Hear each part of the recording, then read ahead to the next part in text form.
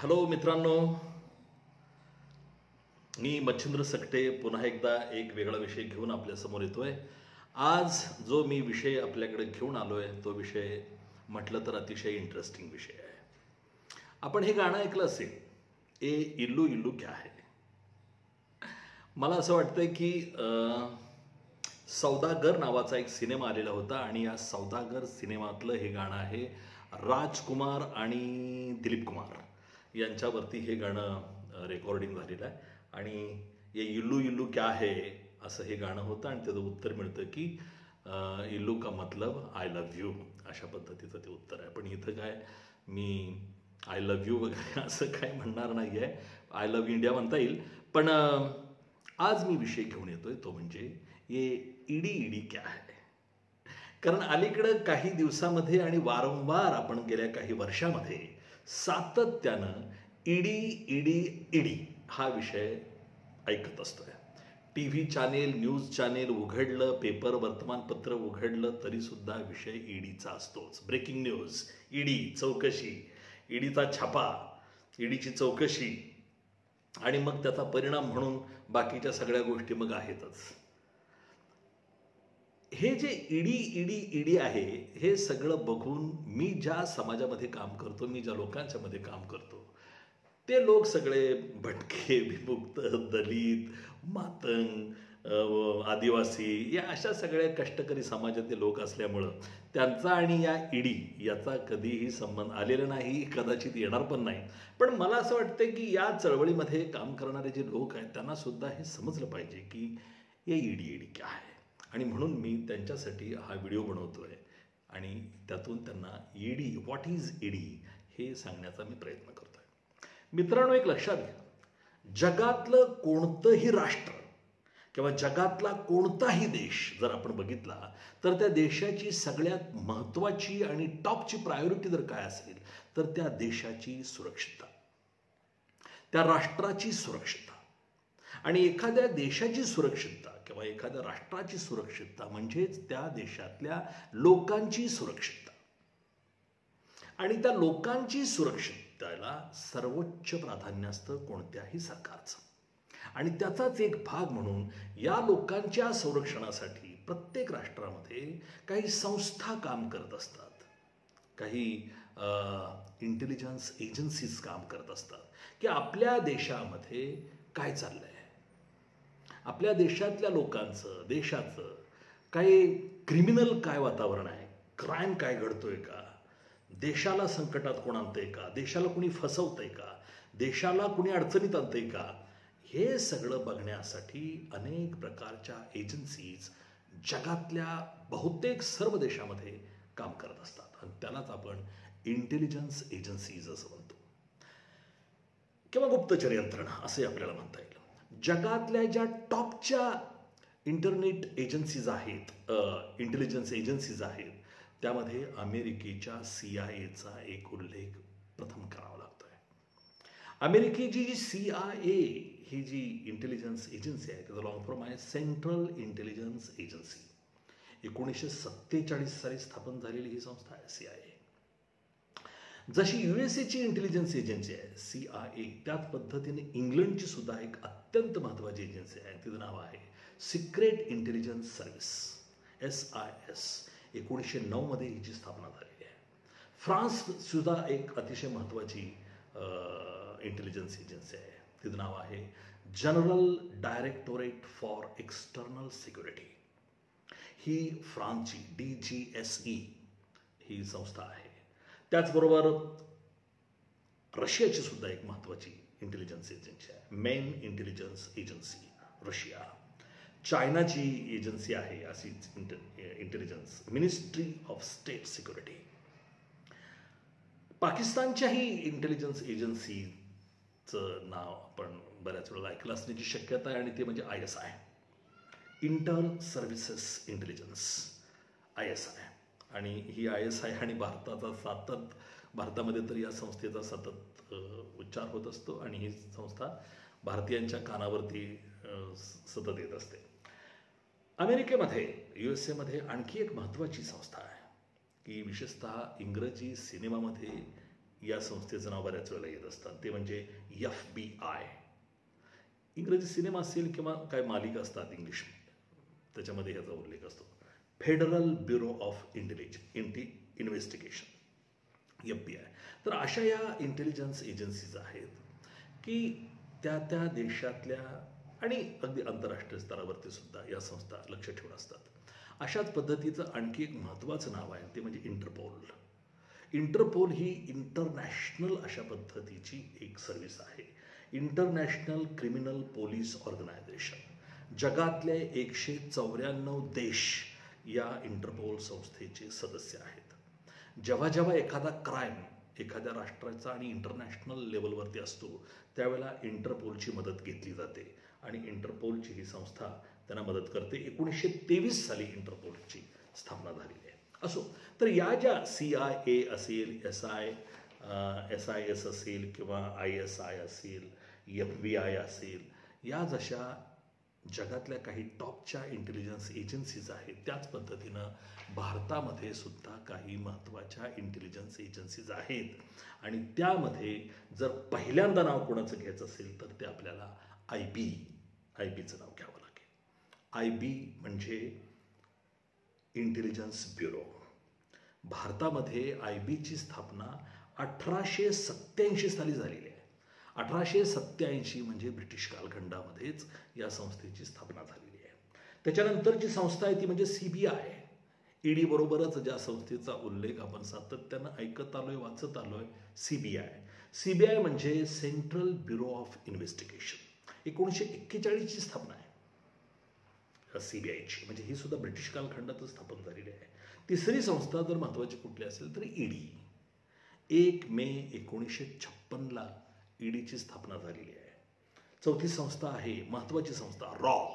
आपल्याला माहीत आहे 1968 साली स्थापन झालेली रॉ ही एक महत्त्वाची इंटेलिजन्स एजन्सी आहे आणि तिचं लॉंग फॉर्म आता मी सांगितलं, लॉंग फॉर्म आहे research and analysis wing, raw. आणि आणखी एक महत्त्वाची संस्था म्हणजे मित्रांनो NIA, नॅशनल इन्व्हेस्टिगेट एजन्सी. आपल्याला माहीत आहे की 26/11ला जो मुंबईमध्ये बॉम्बस्फोट हल्ला झाला, त्या बॉम्बस्फोट हल्ल्यानंतर NIAची स्थापना झालेली आहे 2008मध्ये.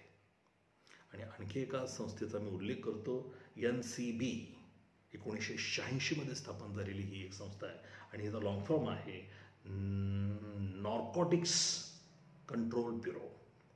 म्हणजे भारतामध्ये जे अंमली पदार्थ येत आहेत, स्मगलिंग होते अंमली पदार्थांची वगैरे, तर त्याचा शोध घेण्याचं काम ही NCB करत असते.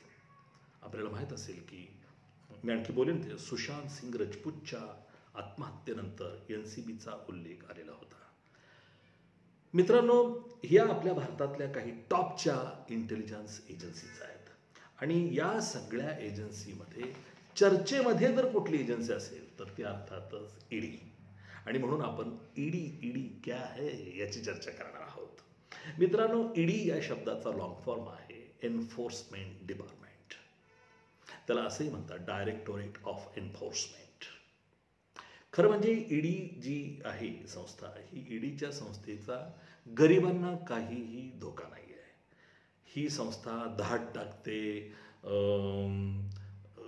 चौकशी करते, जेलमध्ये टाकते लोकांना, हे सगळं खरं आहे. पण गरीबावर ही संस्था कधी धाड टाकत नाही. आदिवासींच्यावर धाड टाकत नाही, कष्टकरी लोकांच्यावर धाड टाकत नाही, म्हणजे दलित कुठल्या समाजावर धाड टाकत नाही, भटक्या विमुक्तांचा याचा त्याचा काही संबंध नाही. त्यामुळे आपण टेन्शन फ्री असायला काय हरकत नाही. पण हे मग धाड कुणावर टाकते, का टाकते, हेही आपल्याला माहिती पाहिजे आणि ही चर्चा का असते. मित्रहो, EDचा जो कार्यक्षेत्र आहे तो विशेषतः high profile cases, criminal cases, high profile, त्यांच्या बाबतीत EDचा संबंध येतो. जे टॉपचे लोक आहेत, भांडवलदार, उद्योगपती, राजकारणी, मोठे मोठे ऑफिसर, यांचा संबंध EDशी येतो. आमदार, खासदार, मंत्री यांचा संबंध EDशी येत असतो. आणि विशेषतः फायनान्शियल क्राईम, जो आर्थिक घोटाळा आहे, मनी लॉन्ड्रिंग, मर्यादेपेक्षा एखाद्याकडे जर संपत्ती जास्त असेल किंवा विदेशी धन एखाद्यानं आणलं असेल, लपवलं असेल किंवा त्याची तो जर हेराफेरी करत असेल तर ईडी चौकशी करते. आणि ही चौकशी करते, ती संपत्ती शोधून काढते, ती जप्त करते आणि ज्यानं हे सगळं क्राईम केलं आहे त्याला तुरुंगात टाकण्याचं काम ईडी करत असते. मित्रांनो, 1 मे 1956 महाराष्ट्राची स्थापना 1 मे 1960 आहे. महाराष्ट्राच्या स्थापनेच्या आधी 1 मे 1956 ईडीची स्थापना झालेली आहे आणि ती स्थापना पंडित जवाहरलाल नेहरू पंतप्रधान असताना झालेली आहे. म्हणजे ही काही ईडी आजची नाही. ईडी किंवा सीबीआयचं नाव घेतलं की त्याच्यावरती आरोप होत असतो, हे सरकारच्या हातातलं कठपुतळे आहे, ही बाहुली बनलेली आहे, बाहुलं आहे सरकारचं, आपल्या विरोधकांना अडचणीत आणण्यासाठी ही संस्था काम करते, असं आरोप होतो. त्यात तथ्य असेल नसेल तो भाग वेगळा. पण स्थापना पंतप्रधान नेहरू पंतप्रधान होते तेव्हा या संस्थेची स्थापना झालेली आहे.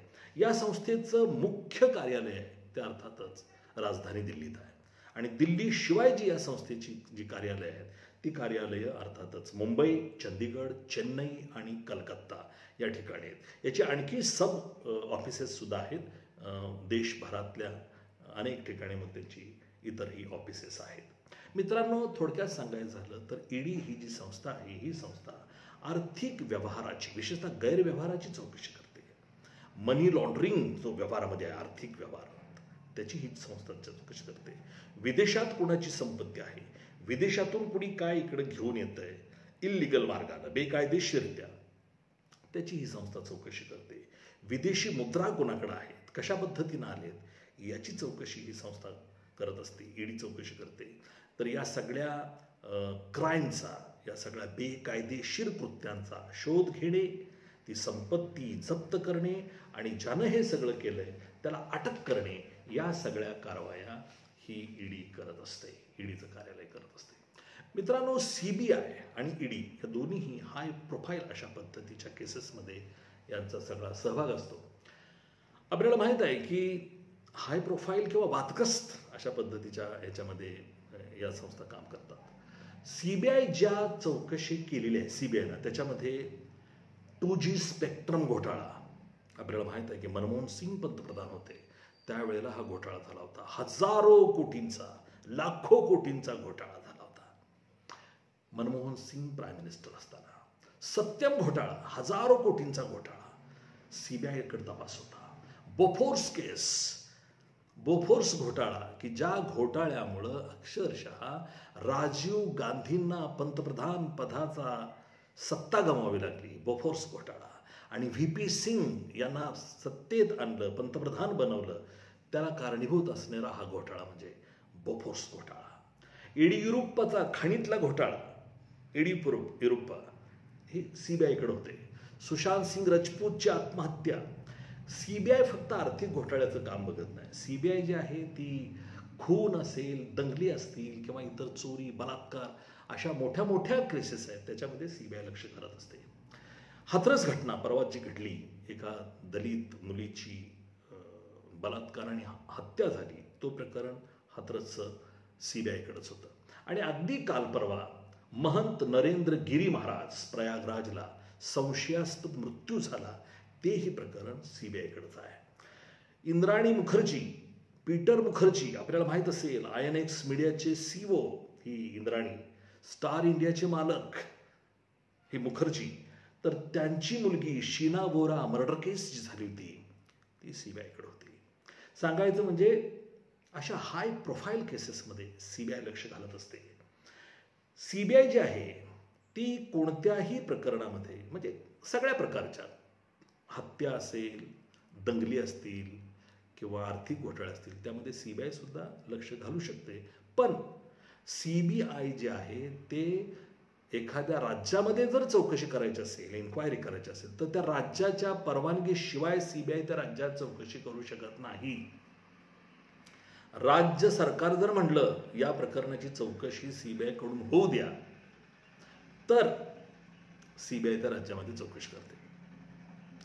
बऱ्याच वेळेला काही राज्य सरकार या सीबीआयच्या दहशतीमुळं आपलं टेन्शन कमी वाढवायला नको म्हणून सीबीआयला यूज देत नाहीत. काल परवाच आपल्याला माहीत असेल की उद्धव ठाकरे महाराष्ट्राचे मुख्यमंत्री त्यांनी सीबीआयला मुंबईमध्ये यायला बंदी घातलेली आहे. मुंबईमध्ये तपास करायचा नाही, मुंबईमध्ये यायचं नाही सरकारच्या परवानगीनं. त्यामुळं सीबीआयची धाड किंवा सीबीआयची चौकशी सध्या मुंबईमध्ये होत नाही. तर राज्य सरकारच्या परवानगीशिवाय हे भाग घेत नाहीत. आणखी एका गोष्टीचा आपल्याला उल्लेख करू शकतो की सीबीआय जे कठपुतळी आहे सरकारच्या हातातलं वगैरे असा आरोप होत असतो या सगळ्या संस्थांच्यावर. पण सीबीआयबद्दल पुरतं बोलतो मी की सीबीआयचा जो प्रमुख आहे, कंट्रोल सीबीआयवरती जे आहे ते पंतप्रधानाचं असतं.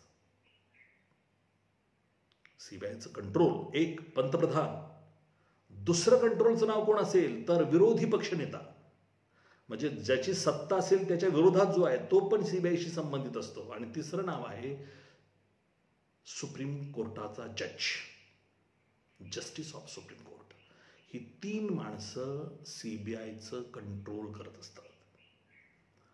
त्यामुळं ही कठपुतळी आहे की नाही हे आता जनतेनंच ठरवावं. आरोप तर होत असतात, विरोधक आरोप हेच करतात की हे लोक मुद्दाम आमच्या सरकारच्या विरोधात करत असतात. पण ह्या तिघांचं कंट्रोल असतं सीबीआयवरती, हे मी आपल्याला सांगतो.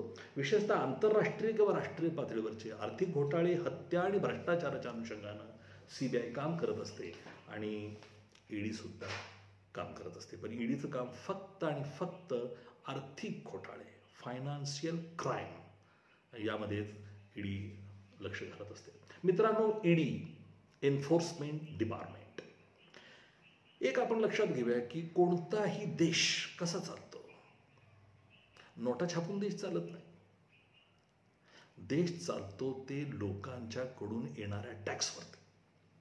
प्रत्येक देशामध्ये टॅक्स असतो, टॅक्स भरणारे लोक असतात. आणि टॅक्स भरणारे जे लोक आहेत ते कोण असतं? श्रीमंत लोक, उद्योगपती, भांडवलदार आणि नोकरदार.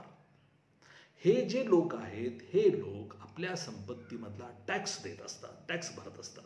आणि त्या टॅक्सवरतीच देश चालत असतो, त्या पैशातून देश चालत असतो.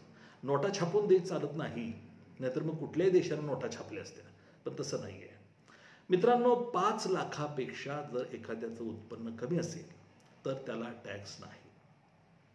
पण 5 लाखापेक्षा जर जास्त असेल तर त्याला मात्र टॅक्स आहे. आणि हा टॅक्स मग 5 लाखापेक्षा 10 लाख असेल तर किती, 20 लाखापेक्षा जास्त असेल, 30 लाखापेक्षा जास्त असेल तर किती, ही चर्चा मग वाढत जाते. तो टॅक्सही प्रमाण वाढत जातं. सर्वसाधारणपणे श्रीमंत लोक, नोकरदार, उद्योगपती, भांडवलदार हे मोठे मोठे लोक आहेत, हे लोक टॅक्स भरत असतात. आणि ही टॅक्सची रक्कम जी सरकारला जाते ती फार मोठ्या प्रमाणावर रक्कम असते, ज्यांचा करोडोमध्ये व्यवहार असतो. कोट्यावधीची उलाढाल जे लोक करतात, ही कोट्यावधीची उलाढाल करायची असेल तर टॅक्स सुद्धा कोट्यावधी रुपयाचा सरकारला द्यावा लागतो. आणि म्हणून हे मोठे मोठे लोक सरकारचा टॅक्स देण्याऐवजी टॅक्स बुडवण्याचं काम करतात. सरकारला टॅक्स द्यायचा नाही आणि आपले जे आर्थिक व्यवहार आहेत ते गुप्त पद्धतीनं, कुणालाही कळणार नाही अशा पद्धतीनं ते काम करतात. पण जेव्हा ते सरकारी या इंटेलिजन्स एजन्सीच्या लक्षात येतं त्यावेळेला या संस्था त्या लोकांच्यावरती धाड टाकतात. जेव्हा या लोकांचा व्यवहार संशयास्पद दिसतो तेव्हा या संस्था धाड टाकतात, म्हणजे ईडी धाड टाकत असते त्यावेळेला. आणि म्हणून मित्रांनो, जेव्हा टॅक्स दिला जात नाही, सरकारचा जो टॅक्स आहे तो जेव्हा देत नाही तेव्हा तो क्राईम ठरतो. आणि जेव्हा तो क्राईम ठरतो तेव्हा ईडी त्यात भाग घेते. अनेक लोकांच्याकडे ब्लॅक मनी आहे आणि हा ब्लॅक मनी सुद्धा करोडो रुपयामध्ये आहे, लाखो करोडो रुपयामध्ये आहे. आपण जी नोटाबंदीचं प्रकरण आपल्या सगळ्यांना माहीत आहे की पंतप्रधान नरेंद्र मोदींनी जी नोटाबंदीची जी कारणं सांगितली त्यामध्ये ब्लॅक मनी जो लोकांनी लपवून ठेवलेला आहे तोही व्हाईट करावा असाही त्यामागे त्यांचा एक उद्देश होता. म्हणजे ब्लॅक मनी जो आहे हा ब्लॅक मनी अनेक लोकांच्याकडे आहे. तो काय इकडं आदिवासी भटक्या विमुक्तांच्याकडे ब्लॅक मनी नाही, त्यांच्याकडे मनीच नाही, व्हाईट पण नाही, त्यामुळे ब्लॅकचा तर विषयच नाही. पण ज्यांच्याकडे हा ब्लॅक मनी आहे तो हा जो ब्लॅक मनी आहे तो अशा पद्धतीनं सरकारला फसवून, सरकारचं गुन्हा करून हे लोक अशा पद्धतीनं हा ब्लॅक मनी आणि प्रचंड संपत्ती सोबत ठेवत असतात. जगभरामध्ये उद्योगपती, भांडवलदार, राज्यकर्ते, मोठे मोठे अधिकारी आणि नोकरदार यांच्याकडून हा टॅक्स येत असतो. आणि जेव्हा लोक हे टॅक्स बुडवतात, सरकारला देत नाहीत, आणि जेव्हा हे लक्षात येतं, तेव्हा मग ईडीचं लक्ष ह्या सगळ्या व्यवहाराकडे असतं. ईडीकडं कुणीही तक्रार देऊ शकतं. ईडी कुणावरही धाड टाकत नाही. ईडीला कुणीतरी सांगावं लागतं की ह्यांचा व्यवहार संशयास्पद आहे, यांनी संशयास्पद आर्थिक व्यवहार केलेला आहे, अशी कुणीतरी जर ईडीकडे तक्रार दिली तरच ईडी त्याच्यावरती धाड टाकते आणि चौकशी करते.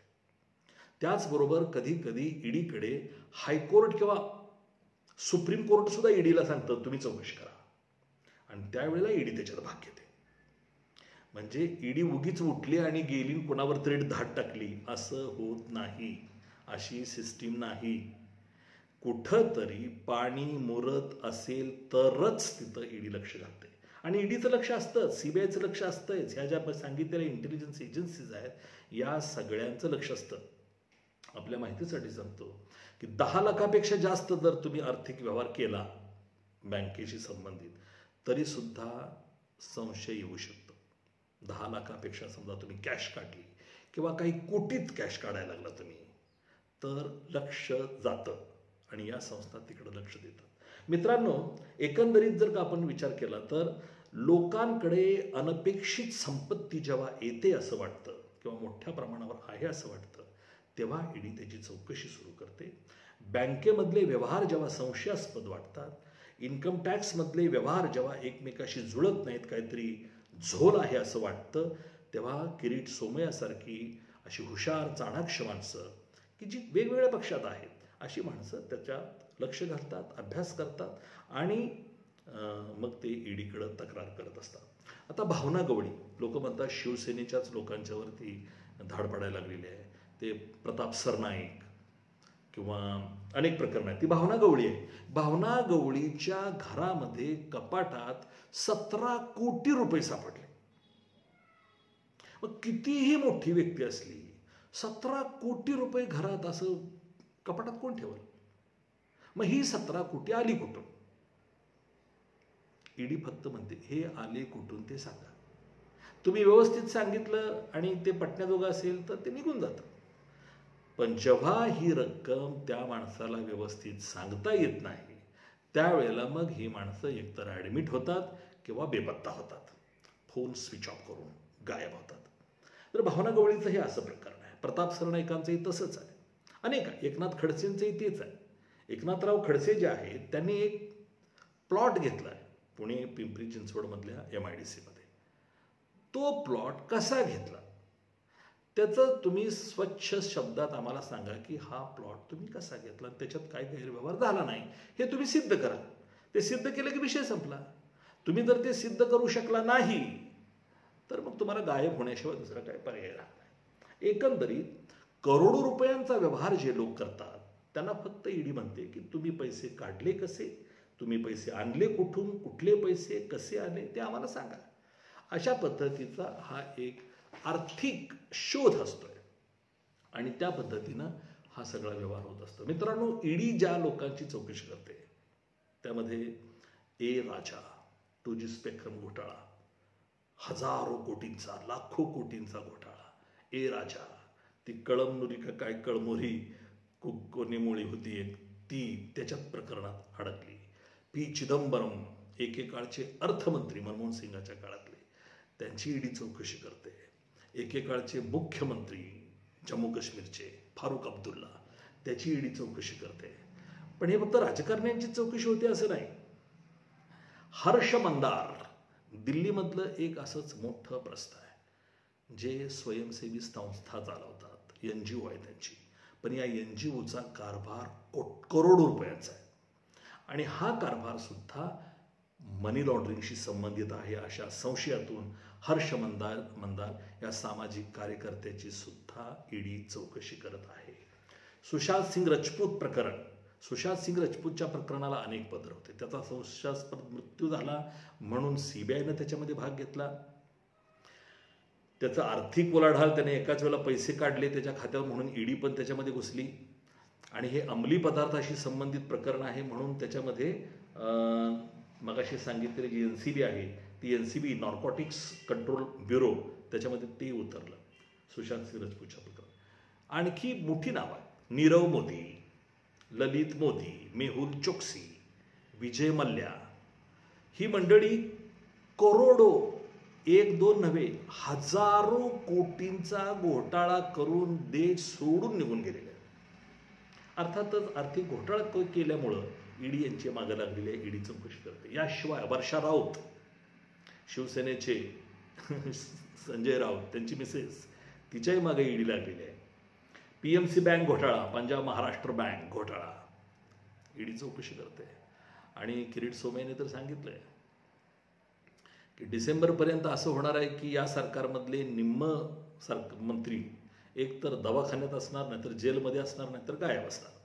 काय असेल ते असेल, परंतु एक गोष्ट मात्र खरं की ईडी सारख्या संस्थेची देशाला गरज आहे।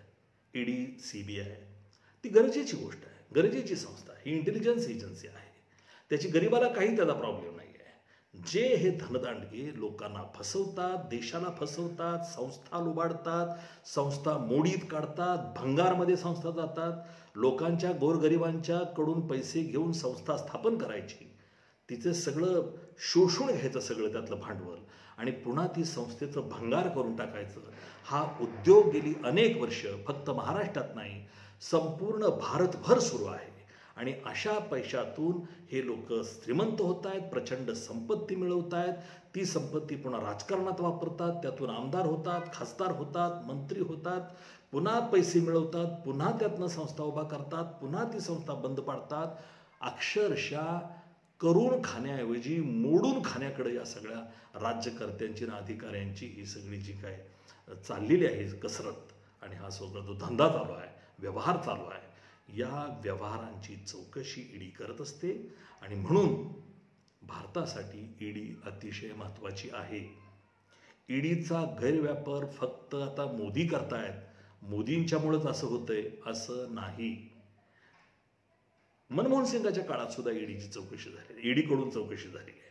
म्हणजे सगळ्या प्रकारची सरकारं ईडीचा वापर करतच असतात आणि त्यामुळं यामध्ये कुणीही जर आरोप करायचे असतील तर ते सगळ्यावर करावे लागतील किंवा मग कुणावरही करता येणार नाही। What ever it may be, माझं एवढंच सांगणं आहे मित्रांनो, ईडी का मतलब है सत्य शोधन, चोर पकडणे। बरेच चोर सापडत नाहीत, ते कधी कधी ईडी मधल्या हुशार अधिकाऱ्यांच्याही पुढचे असतात। ईडी आणि CBI मध्ये जे चौकशी करणारे अधिकारी आहेत ते IAS IPS अधिकारी असतात, टॉपचे लोक असतात। या अधिकारी हे कुठल्या अशा वशिलेचे तट्टू नसतात। सांगण्याचं तात्पर्य असं की ईडी, CBI किंवा रॉ यासारख्या संस्थांची त्या देशाला गरज असते आणि त्याचाच एक भाग म्हणून या संस्था काम करत असतात। आणि म्हणून मी हे निवेदन आपल्याला करतोय। मित्रांनो, हा व्हिडिओ तुम्हाला कसा वाटतो तुम्हाला कळलं असेल व्हॉट इज ईडी किंवा ईडी क्या आहे। तर ही अशा पद्धतीची ईडी ही जी संस्था आहे की जी अतिशय महत्त्वाची आहे, आर्थिक घोटाळ्याचा शोध घेते। आणि मित्रांनो, आपल्याला सांगायला हरकत नाही की यानंतरचा मी पुढचा व्हिडिओ मनी लॉन्ड्रिंगवर मी करणार आहे। अलीकडे आपण सारखा शब्द मनी लॉन्ड्रिंग, ब्लॅक मनी, हवाला, या सगळ्या गोष्टी नेमक्या काय आहेत त्याचीही चर्चा मी पुढच्या व्हिडिओत करणार आहे। तुर्तास मी थांबतो मित्रांनो। मी सध्या व्हिडिओ बनवतोय माझ्या समाजाला, माझ्या गोरगरीब कष्टकरी लोकांना काही गोष्टी समजाव्यात म्हणून मी हे सगळं करत आहे। तर आपल्याला माझा हा व्हिडिओ जर आवडत असेल तर लाईक करा, शेअर करा आणि प्लीज सबस्क्राईब करायला विसरू नका। So thank you very much.